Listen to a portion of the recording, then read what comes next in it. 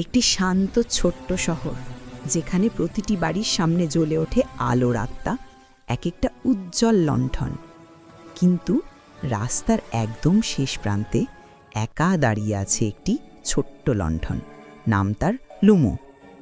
প্রতিদিন রাতে অন্য সব লণ্ঠন একসাথে আলো ছড়ায়, ঝলমলে, উজ্জ্বল আর গর্বিত।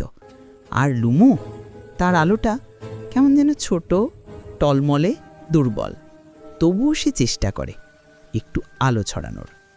এক ঝড়ের রাতে বজ্রপাতের সাথে সাথে অন্ধকারে ডুবে যায় পুরো রাস্তা। এক এক করে নিভে যায় সব বড় বড় লণ্ঠনের আলো, কিন্তু ছোট্ট লুমো এখনও জ্বলছে। কাঁপা আলো হলেও সে জ্বলছে। সে ল্যাম্পপোস্ট থেকে নেমে আসে, ছোট্ট আলোর শরীরে যেন এক সাহসের ঝিলিক। জলের ফোঁটায় ভিজে ভিজে সে হাঁটতে থাকে অন্ধকারের মাঝে। রাস্তার কোণে একটা ছোট্ট বিড়ালছানা হারিয়ে কাঁপছে। লুমো এগিয়ে চলে, পথ দেখায় হারিয়ে যাওয়া জোনাকিদের, আর তাদের আলো আবার জেগে ওঠে। ধীরে ধীরে লুমোর আলো আরও উজ্জ্বল হয়ে ওঠে, কারণ সে আলো দিচ্ছে সাহস থেকে, ভালোবাসা থেকে। ভোরের প্রথম আলোয় বৃষ্টি থেমে গেছে, সব লণ্ঠন আবার জ্বলে উঠেছে, আর সবাই তাকিয়ে আছে লুমোর দিকে।